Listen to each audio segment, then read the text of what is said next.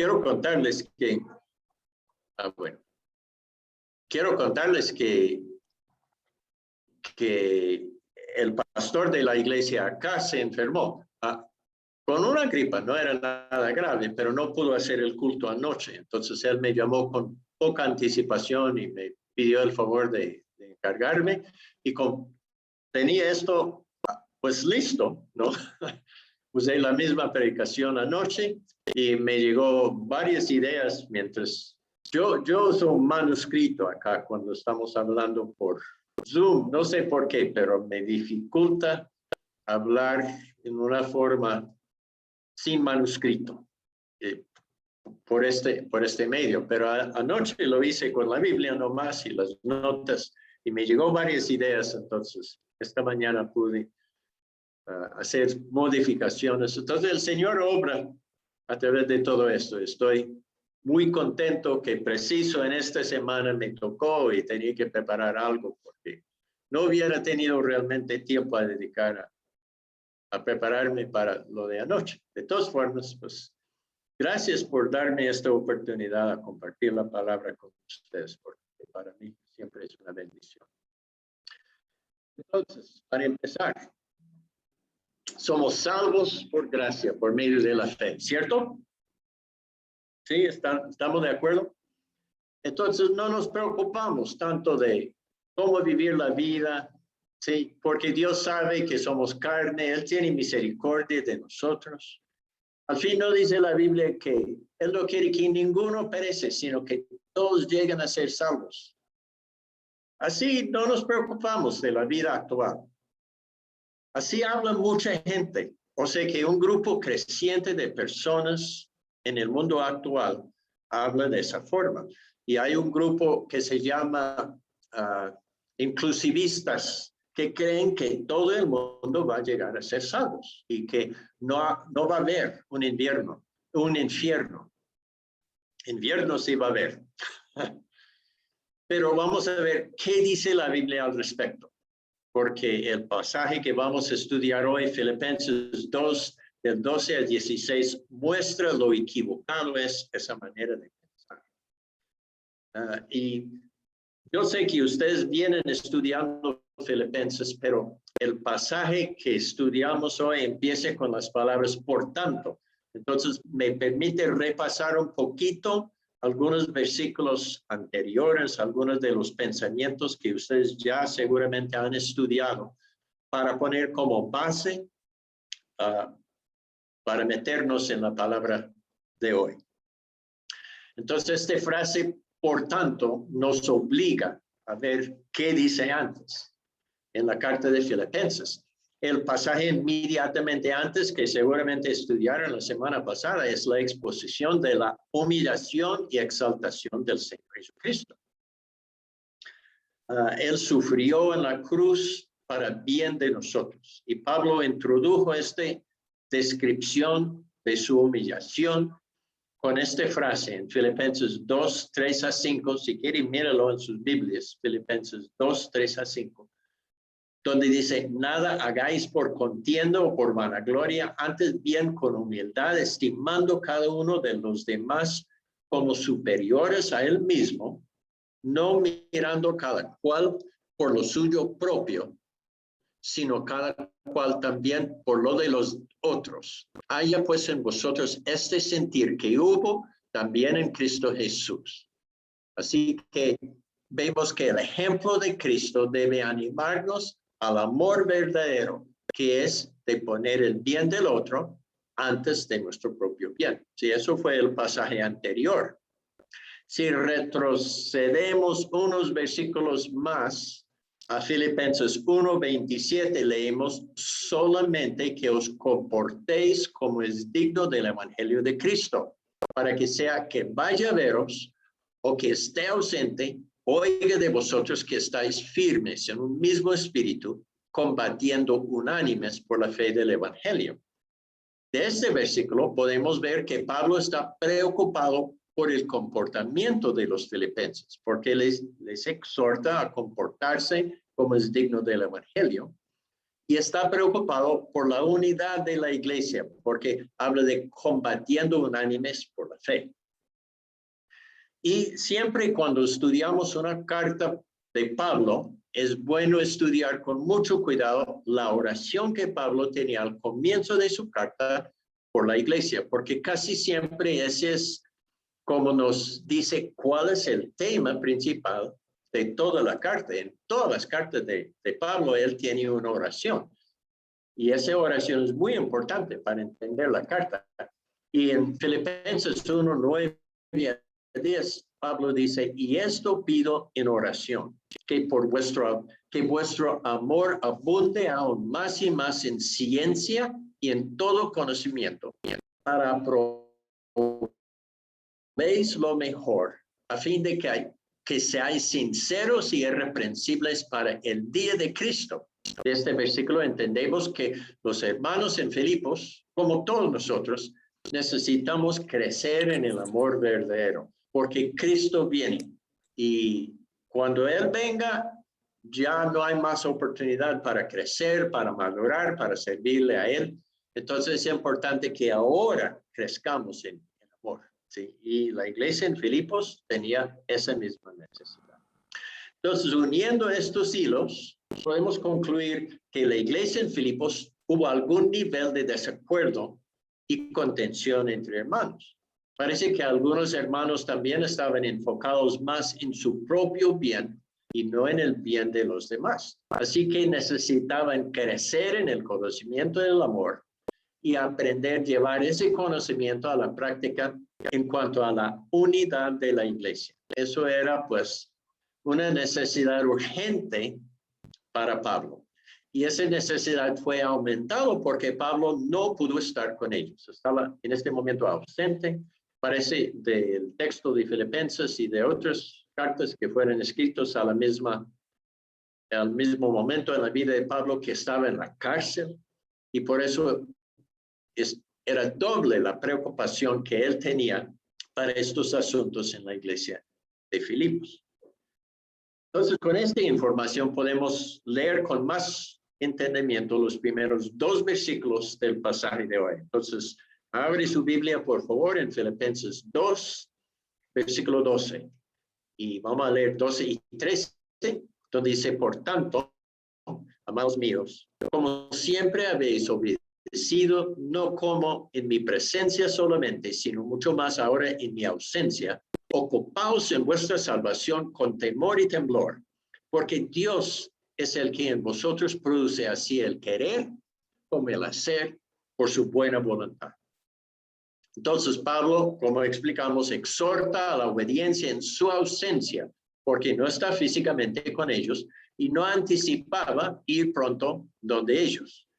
Él quiere animarles a obedecer este mandamiento. Ocupaos en vuestra salvación. La palabra traducida ocuparse acá en la Reina Valera tiene como raíz una palabra que quiere decir trabajar y luego tiene un prefijo que intensifica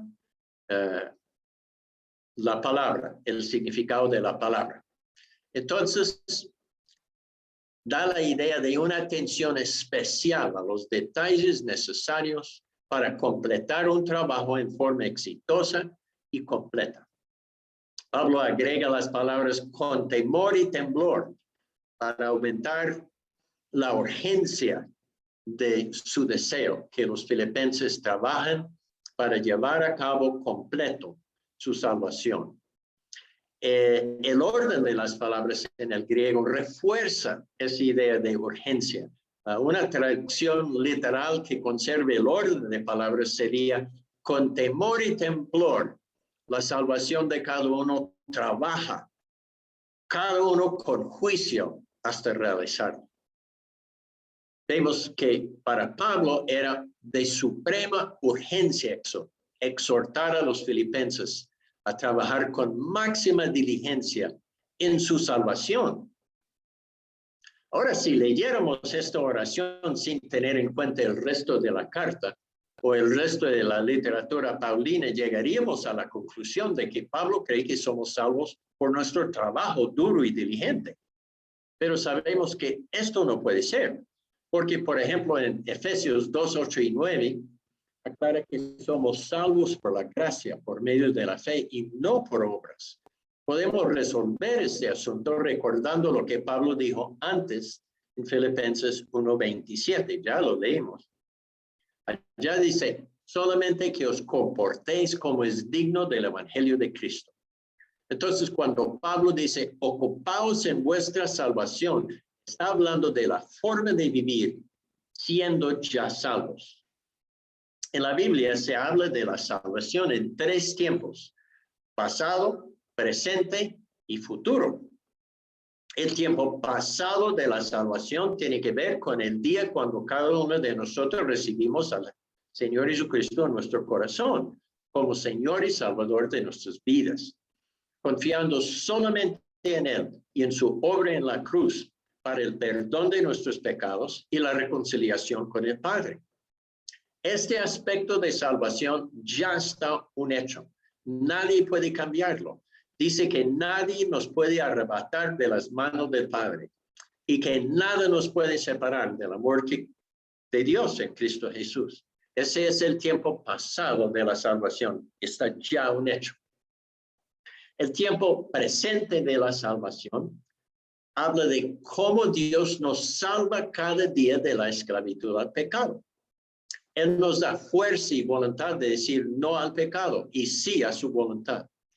En Cristo y por el poder del Espíritu Santo, ahora podemos vivir vidas santas, vidas de justicia, sirviendo a Dios en vez de servir a nosotros mismos, al diablo.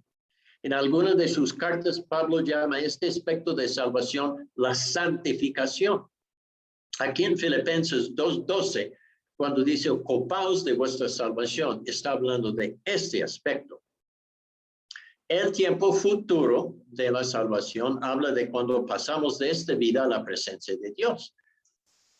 A veces Pablo llama este aspecto de la salvación glorificación.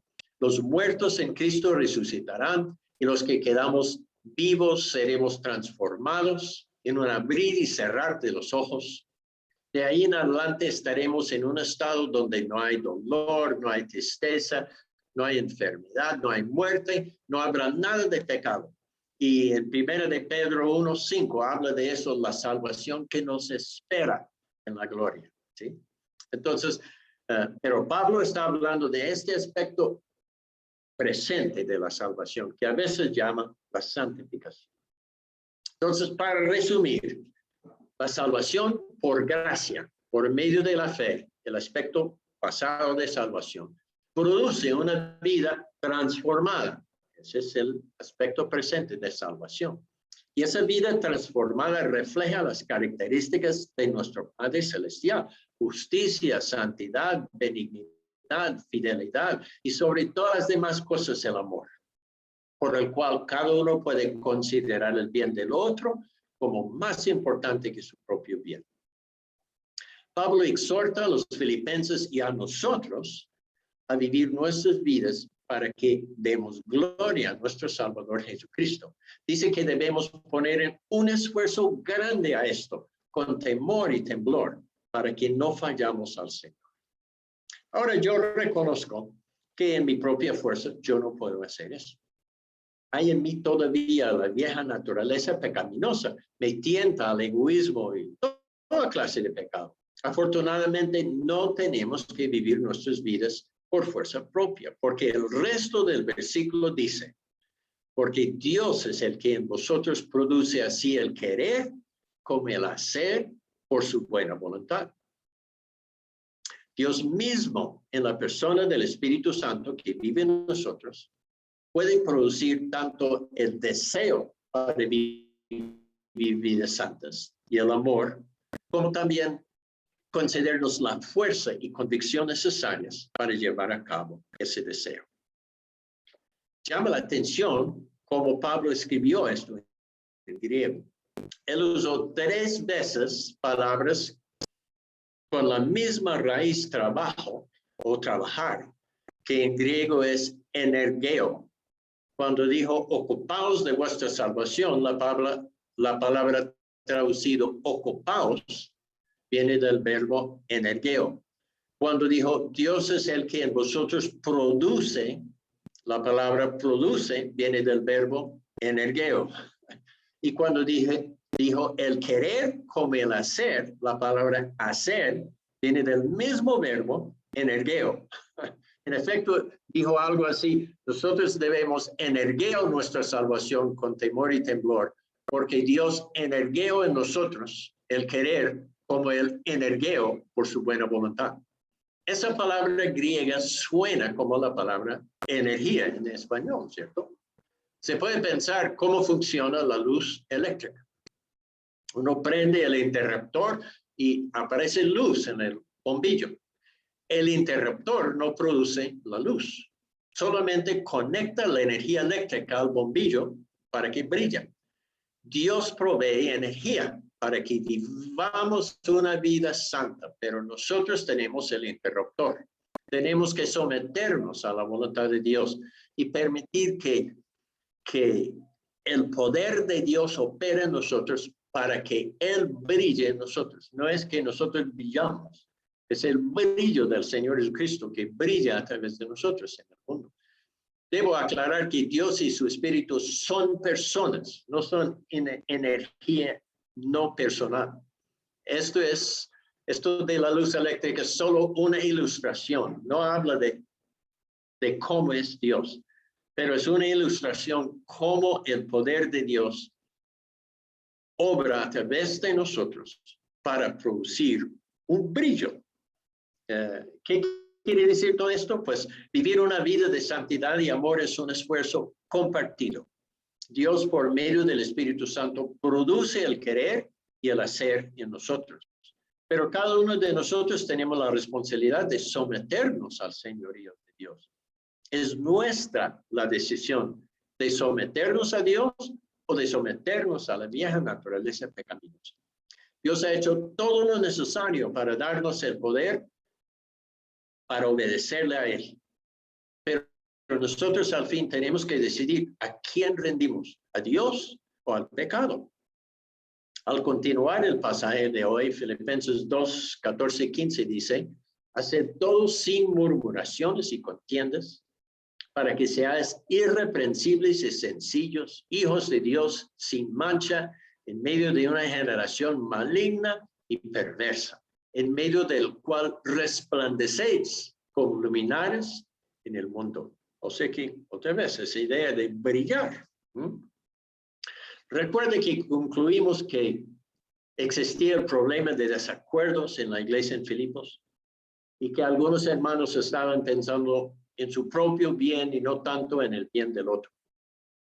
Por eso Pablo aquí se enfoca en evitar murmuraciones y contiendas. Hubiera podido decir muchas otras cosas y en otras cartas él se habla de otras cosas, otras maneras de reflejar la luz del Señor Jesucristo, a través de fidelidad, a través de justicia, a través de santidad. Pero acá habla de murmuraciones y contiendas debido a las dificultades específicas que estaba pasando la iglesia en Filipos. Entonces vamos a enfocarnos también en esas dos palabras porque eso es nuestro pasaje de hoy. Murmuración quiere decir quejarse por todo, estar insatisfecho y descontento. Primera de Timoteo 6:6 nos aconseja, gran ganancia es la piedad acompañada de contentamiento. El Salmo 103, versículo 2 dice, no olvides ninguno de sus beneficios. Un corazón desagradecido y quejumbroso ofende al Señor y quita el ánimo de los demás hermanos. Lo que conviene a nosotros es dar gracias. En 1 Tesalonicenses capítulo 5 dice que dad gracias en todo, porque esa es la voluntad de Dios para nosotros. La palabra contiendas, la otra cosa que Pablo aconseja a los filipenses evitar acá. Contiendas quiere decir discusiones y argumentos sobre todo asunto, sea grande o pequeño. Vivir así causa divisiones y interrumpe la comunión y la unidad que debe existir entre hermanos.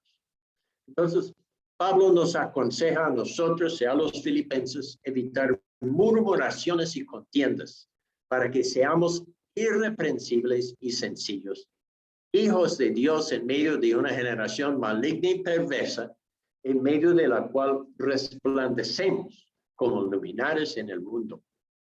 El mundo en que vivimos está caracterizado por divisiones y odio. ¿Sí? Uno puede ver el problema de los partidos políticos como un solo ejemplo de esto. Pero existe en el mundo hoy varios grupitos de personas que no pueden aguantar el grupo que tiene ideas contrarias o diferentes de ellos. No hay término medio, casi. Uno no puede ocupar la mitad, tiene que estar en un extremo u otro. ¿Sí? Entonces, el mundo está caracterizado por división. En este ambiente mundano, la unidad y el amor que debe existir en la iglesia es como una luz brillante que tiene el efecto de mostrar a los demás su pecado y a la vez el camino de escape. Mire conmigo un momentico en Juan 3, 19 a 21. Me gustaría si mirara esos versículos. Los voy a leer en la versión Reina Valera. Juan 3, 19 a 21. Dice que la luz vino al mundo y los hombres amaron más las tinieblas que la luz porque sus obras eran malas. Porque todo aquel que hace lo malo aborrece la luz y no viene a la luz para que sus obras no sean reprendidas. Mas el que practica la verdad viene a la luz para que sea manifiesto que sus obras son hechas en Dios. La luz ofende al mundo pecador porque le muestra al mundo lo horrible que es. Y la luz atrae a las personas en el mundo que quieren escapar de la esclavitud al pecado. Nosotros somos esa luz. Si vivimos sin murmuraciones y contiendas, si vivimos vidas de amor, de santidad, de justicia, de fidelidad, si cumplamos nuestra palabra. Daniel 12:3 dice, los entendidos resplandecerán con el resplandor del firmamento. Y los que enseñan la justicia a la multitud como las estrellas a perpetua eternidad. Entonces yo creo que Pablo de pronto estaba pensando en ese versículo en Daniel cuando escribía que nosotros brillamos en ese mundo lleno de perversidad y de maldad. Segundo de Corintios 2, 14 a 16 dice lo mismo en otra forma. Si quiere, busca también esos versículos. Segundo de Corintios 2, versículos 14 a 16. Allá dice más, a Dios gracias, el cual nos lleva siempre en triunfo en Cristo Jesús. Y por medio de nosotros manifieste en todo lugar el olor de su conocimiento. En Filipenses habla de algo visual, acá usa el olfato para decir las mismas palabras. Acá estamos quienes manifestamos el olor de Cristo. Porque para Dios somos olor grato, olor de Cristo en los que se salvan y en los que se pierden. A estos ciertamente olor de muerte para muerte y a aquellos olor de vida para vida. Y para estas cosas, ¿quién es suficiente? Aquí, en lugar de luz, Pablo usa la ilustración de un olor. Para los que van a llegar a ser salvos, somos olor grato que lleva la vida. Pero para los que van a rehusar la salvación, somos un olor repugnante de muerte. ¿Y quién es suficiente para esto? Pues como dice al comienzo, solamente Cristo que nos lleva en triunfo. El último versículo del pasaje de hoy, el versículo 16 dice, resplandecéis como luminares en el mundo, asidos de la palabra de vida, para que en el día de Cristo yo pueda gloriarme de que no he corrido en vano y en vano he trabajado. El brillo de nuestra luz está en proporción a la firmeza con la cual asimos a la palabra de Dios, o sea, la Biblia. Asir, acá quiere decir agarrar o tener con firmeza y fuerza y no dejar por nada la palabra de Dios. Y eso no se refiere solamente a saber lo que la Biblia dice, sino a llevar esa palabra divina a la práctica. La palabra de Dios, como dice en Hebreos, es viva y eficaz y puede dar vida a nosotros, pero nosotros también podemos hacerla vivir en nuestro diario andar. Si así vivimos, cuando Cristo viene para llevar su iglesia, oiremos las palabras: bien, buen siervo y fiel, sobre poco has sido fiel, sobre mucho te pondré. Entra en el gozo del Señor. ¿Cuántos le gustaría oír eso cuando está parado por primera vez en la presencia física del Señor? Pero si alguno rehúsa vivir así, puede ser evidencia de que en realidad no ha sido salvo. Y en tal caso oirá las palabras: nunca os conocí, apartaos de mí, hacedores de maldad. Por eso Pablo dice: ocupaos en vuestra salvación con temor y temblor, porque Dios es el que en vosotros produce así el querer como el hacer por su buena voluntad. Para Pablo eso era urgente, y él trataba de comunicar esa urgencia de varias maneras, varias pues, como digo yo, formas retóricas de aumentar la urgencia de ese mensaje. Quiere decir que pues nosotros no sabemos cuándo Cristo viene o cuándo llegará el día de la muerte. Y después de eso no habrá más oportunidad para vivir vidas santas y agradables al Señor. Ahora, hoy, esa es nuestra oportunidad. Entonces, si este mensaje de la palabra de Dios ha tocado su corazón, si el Espíritu Santo de pronto le habló o le convenció de algún área en su vida donde tiene que dejar algún pecado que de pronto no ha podido hasta el momento, o el Espíritu le muestra que tiene que empezar a hacer algo con más esfuerzo, más esmero que antes, o de pronto ajustar sus prioridades para que los afanes de esta vida, de este mundo físico, no le quita tiempo a servir al Señor. Entonces yo le animo, pues vamos a orar por un ratico. Yo le animo en ese tiempo de oración, pues pedirle al Señor perdón, arrepentirse de ese fallo que el Espíritu le mostró y depender de la fuerza del Señor, porque Él provee, según este pasaje, todo lo que necesitamos para querer y para hacer su buena voluntad. Él provee todo, pero nosotros lo que tenemos que hacer es prender ese interruptor para que la luz de Cristo brille a través de nosotros. Entonces vamos a orar. Padre Santo, te damos gracias por esto, tu palabra. Y yo creo que es, en cierta forma, una palabra dura para todos nosotros oír, porque estoy convencido que ninguno de nosotros hemos llegado, sino estamos en camino. Y cada uno de nosotros, hay áreas en nuestras vidas que necesiten más trabajo, más esfuerzo, Señor. Pero entendemos también que esa fuerza viene de ti, hasta la voluntad, el querer hacerlo, viene de ti, Señor. Ayúdanos, Señor, a entender bien esa dinámica de cómo permitir que sea tu fuerza, tu amor, tu santidad, tu justicia, que se manifiesta a través de nosotros día tras día, momento tras momento. Y ahora si el Espíritu Santo le ha hablado algo personal en su corazón, háblale a Dios ahora en silencio en su corazón y pídele perdón. Dígale: Señor, yo me arrepiento de esta falla. Ayúdame, Señor, a poder aprovechar y apropiar tu fuerza para hacer tu voluntad en mi vida y no la mía. Ayúdame, Señor, a poder amar a los demás como tú nos has amado.